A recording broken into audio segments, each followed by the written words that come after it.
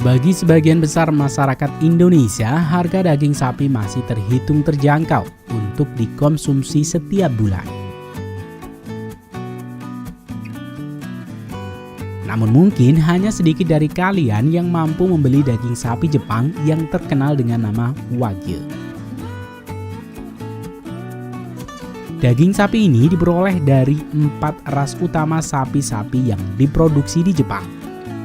Daging sapi ini dihargai karena corak daging marmernya dan rasa menteganya.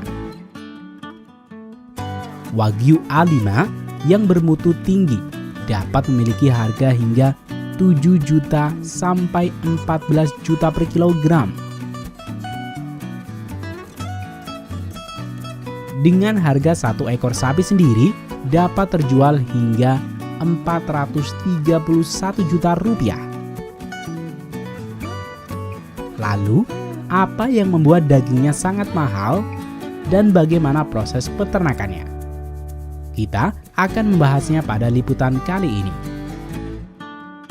Liputan kali ini juga bagian dari request sahabat semua yang telah menuliskan di kolom komentar.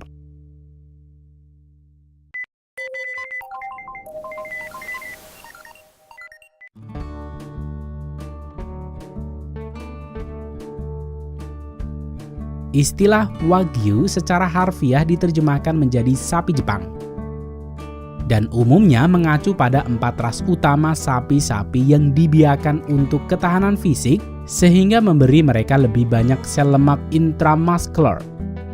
Lemak sapi ini didistribusikan lebih merata di seluruh dagingnya. Otot inilah yang menyebabkan daging sapi Wagyu terlihat merah muda dan memiliki rasa yang sangat lembut. Untuk menjaga kualitas sapi Wagyu ini, pemerintah Jepang mengatur dengan ketat produksi Wagyu. Daging Wagyu dinilai pada 2 faktor utama, yaitu berapa banyak daging dapat dihasilkan dan kualitas corak daging Wagyu. Bahkan daging Wagyu dibagi menjadi 5 kategori tingkatan kualitas yang bersertifikat untuk dijual di Jepang. Semakin tinggi grade-nya, semakin tinggi harga jualnya. Lalu, bagaimana sapi-sapi Wagyu ini diternakan? Sebenarnya, teknik memelihara sapi Jepang akan dapat berbeda-beda di setiap peternak dan daerah di mana sapi ini dibesarkan. Walau begitu, ada mitos yang sangat terkenal tentang peternakan Wagyu, yaitu di mana sapi-sapi Jepang ini dibesarkan dengan rutinitas sapi yang dipijat oleh para pekerja dan diberi minuman bir. Hal semacam ini tidak sepenuhnya benar.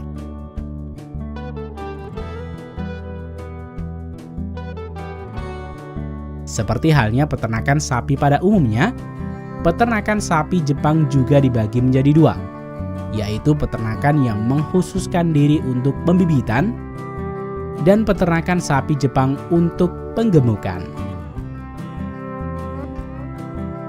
Cerita peternakan sapi Wagyu ini bermula dari peternakan sapi Jepang untuk pembibitan. Pemilihan bibit sapi Jepang ini melalui sistem grading dan penilaian ketat sebelum akhirnya akan dikawinkan dan dikembangbiakan. Selain itu, selama masa pembuahan, sapi akan selalu dipantau, bahkan diberi menu diet khusus untuk menjaga anak sapi dalam kandungannya. Hal ini dilakukan semata-mata untuk menghasilkan anak sapi berkualitas tinggi sebagai penghasil daging Wagyu nantinya. Selanjutnya, setelah sapi ini dilahirkan, sapi ini akan dibesarkan hingga berumur sekitar 10 bulan. Sebelum akhirnya dijual di pelelangan sapi kepada peternak baru yang akan menggemukkan anak sapi ini. Dalam proses penggemukan sapi Wagyu ini, peternak dapat menjual dengan harga hingga 40 kali lipat dari harga beli ketika sapi ini masih berumur 10 bulan. Sapi Jepang akan dibesarkan pada kandang setengah terbuka dengan sirkulasi udara yang baik. Sehingga sapi-sapi ini dapat menikmati suasana yang tenang dan segar khas daerah pegunungan untuk membuat sapi-sapi ini bebas dari stres. Lantai kandang sapi akan diberi skam untuk mengurangi bau dan juga sebagai bahan campuran pembuatan pupuk kompos dalam upaya pemanfaatan kotoran sapi. Pupuk kompos ini selanjutnya digunakan untuk pertanian padi di sekitar peternakan. Dan jerami dari pertanian beras digunakan sebagai pakan ternak sapi Jepang. Hal ini membuat ekosistem yang sehat dan berkelanjutan. Selain itu, kebersihan sapi Jepang ini juga sangat dijaga.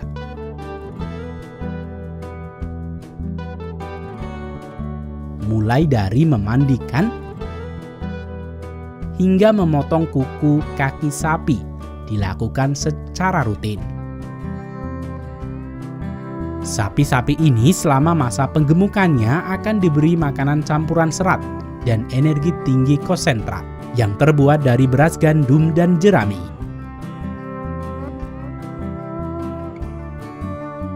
Sapi-sapi ini akan sering diberi makanan ini 3 kali sehari selama hampir 2 tahun, sampai sapi ini memiliki hampir 50% lemak. Sapi Jepang dilarang untuk diberi pakan yang mengandung antibiotik serta hormon pertumbuhan. Hal ini bertujuan untuk menonjolkan rasa asli dari daging wagyu itu sendiri. Kadar lemak, warna, dan marbling alias sebaran lemak menjadi kriteria yang diupayakan secara maksimal. Sapi-sapi ini sepanjang hari akan berada di kandang dan hanya sapi hamil yang diizinkan untuk merumput di padang rumput sepanjang proses penggemukan.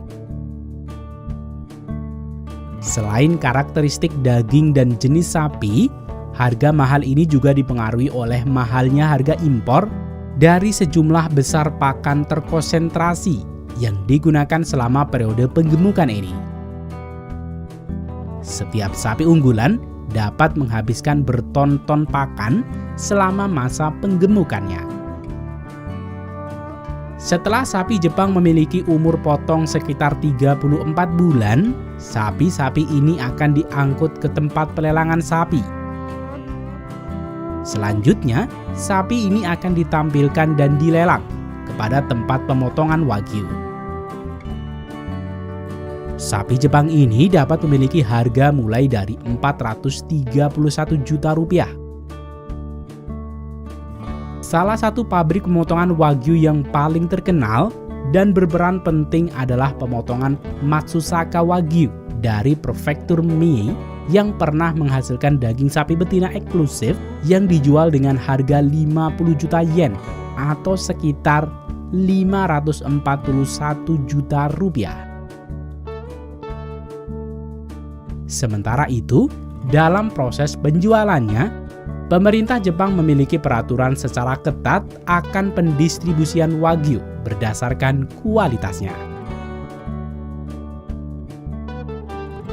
Setelah dipotong, daging wagyu harus lulus pemeriksaan kualitas dan sertifikat untuk mendapatkan kategori dan keterangan pada daging yang dijual.